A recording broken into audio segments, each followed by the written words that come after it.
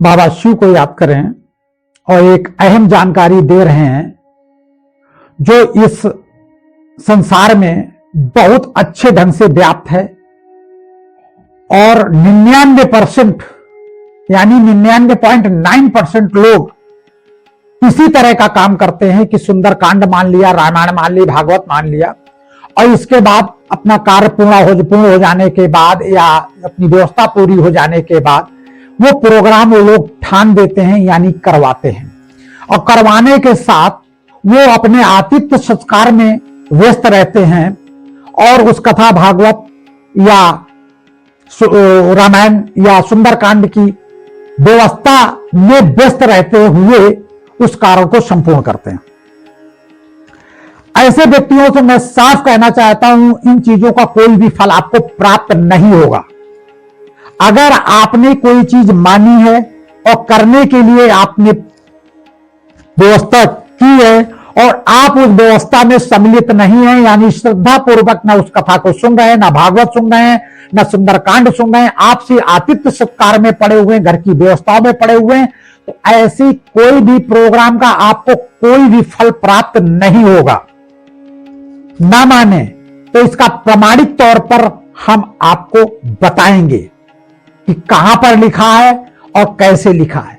साफ भगवान ने कहा है, क्या कहा है? बिना श्रद्धा के किया हुआ हवन, दिया हुआ दान,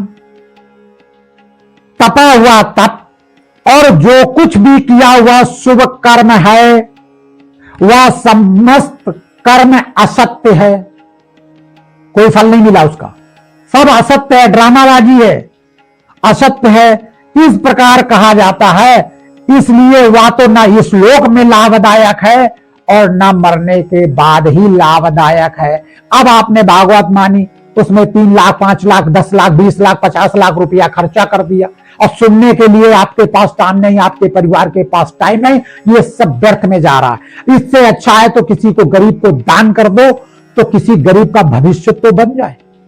कम से कम जो दान करोगे वो अगले जन्म प्राप्त तो होगी, विद्यालय बनवा दोगे विद्यालय प्राप्त होगा, औषधालय प्राप्त हो, औषधालय दान कर दोगे तो निरोगी काया बनेगी, विद्यालय दान करोगे तो ज्ञानवान पैदा होगे अगले जन्म में। अगर वस्त्र दान करोगे तो कम से कम वस्त्रों की कमी नहीं होगी, वाहन मकान जो भी दान करोगे अगले जन्म आपको प्राप्त होगा। तो कम से कम व्यर्थ के तो पैसे न खर्च करें, जिसमें आपको श्रद्धा नहीं है, मान्यता मान ली और आपने ठान दिया 10-20 लाख रुपया आपने खर्चा कर लिया, प्राप्ति कुछ भी नहीं। भगवान ने साफ कह दिया, ना इस लोक में और न मरने के बाद आपको इसका सुख प्राप्त होगा। और इस कलयुग में आप फिर दोबारा मैं बोल रहा हूं, 99.9% लोग परिवार की संख्या में एकता नहीं है, प्रोग्राम तो बढ़ा देते हैं और तो क्या करते हैं, ठेकेदारों के माध्यम से करवा देते हैं।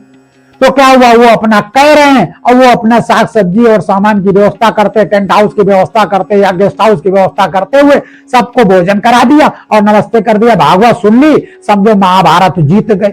बहुत बड़ा अपने आप को उद्धार समझते हैं। बिल्कुल कुछ भी ना इस जन्म में फल मिलेगा ना अगले जन्म में फल मिलेगा। इसका मतलब टोटल ये व्यर्थ में जा रहा है। कोई श्रद्धा नहीं थी, आपने सिर्फ अपने वैभव का दिखावा किया, ना भागवत सुनी, ना रामायण सुनी, ना उसके पात्र बने सुनने के और एक ड्रामा करके बैठे रहे। और व्यवस्था कुछ लोग तो ऐसे भी देखें कि भागवत सुनते हैं और यजमान बन के बड़ी विधि के साथ बैठते हैं और चारों तरफ व्यवस्था, वो आए नमस्ते, वो आए नमस्ते, वो आए नमस्ते, उनको आया, ये सब रिश्तेदारी नातेदारी बैठे बैठे वहां से किया करते हैं। तो इसका कोई भी फल आपको प्राप्त नहीं होगा। कृपया आंखें खोलें और समझें। और इसका प्रमाणिक तौर पर अगर आपको कोई प्रमाण चाहिए तो 17 अध्याय का गीता का, श्रीमद् भगवत गीता 17 अध्याय का 28वां श्लोक आप अच्छी तरह से पढ़ लें, ये प्रमाणिक है। बाबा शिव को याद करें और आनंदित रहें।